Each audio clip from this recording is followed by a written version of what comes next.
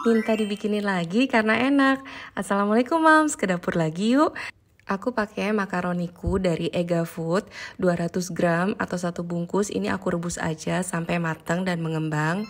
Untuk smoke beefnya aku gunakan 10 lembar. Ini boleh diganti dengan ayam file ataupun daging cincang. Dipotong dadu atau kotak-kotak seperti ini. Lalu ini akan saya sisihkan dulu. Lalu saya akan membuat saus bechamel. Kita panaskan 2 sendok makan margarin hingga mencair. Kita juga larutkan 2 sendok makan tepung terigu dengan 300 ml susu. Susunya saya tuangin perlahan-lahan sambil diaduk-aduk untuk memastikan tidak ada tepung yang menggumpal. Dan setelah semuanya tercampur merata seperti ini, kita tinggal tuangkan ke dalam margarin yang sudah cair. Lalu ini kita aduk-aduk terus sampai sausnya ini mengental. Kita tambahin juga seasoning. Saya di sini tambahkan 1 sendok teh garam, tambahkan juga 1 sendok teh lada dan setengah sendok teh pala bubuk. Selanjutnya ini tinggal kita aduk-aduk aja, nanti sausnya akan mengental. Nah, ini udah mengental, saya akan parut keju.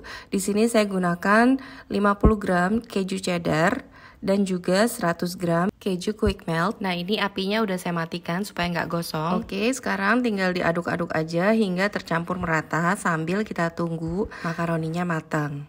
Makaroni yang udah matang ini akan saya angkat dan tiriskan dulu.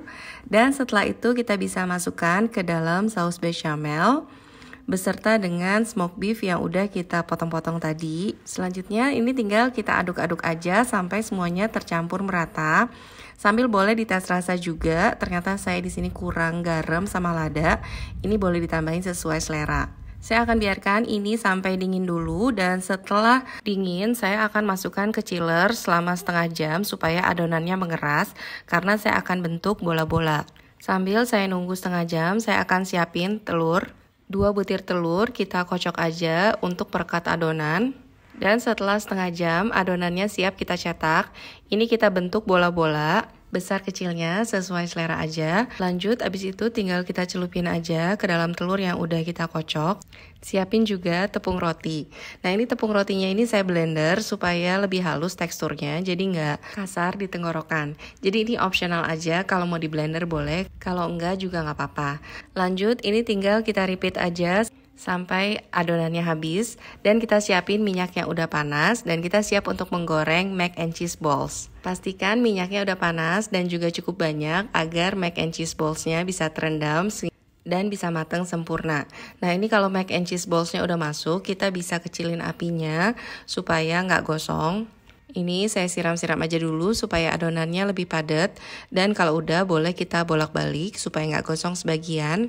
Dan ini warnanya udah golden brown, jadi mac and cheese ballsnya udah jadi. Saya akan tes rasanya dan ini enak banget, anakku suka banget, bisa banget dibawain buat bekal sekolah ataupun cemilan di sore hari. Nah, ini aku mau coba belah dulu karena aku lumayan banyak pakai quick meltnya, jadi kejunya melting gini, terus enak banget dipakai saus sambal, cheesy dan gurih banget, mac and cheese balls. Dapur Unitri makan enak dari dapur sendiri. Wassalamualaikum.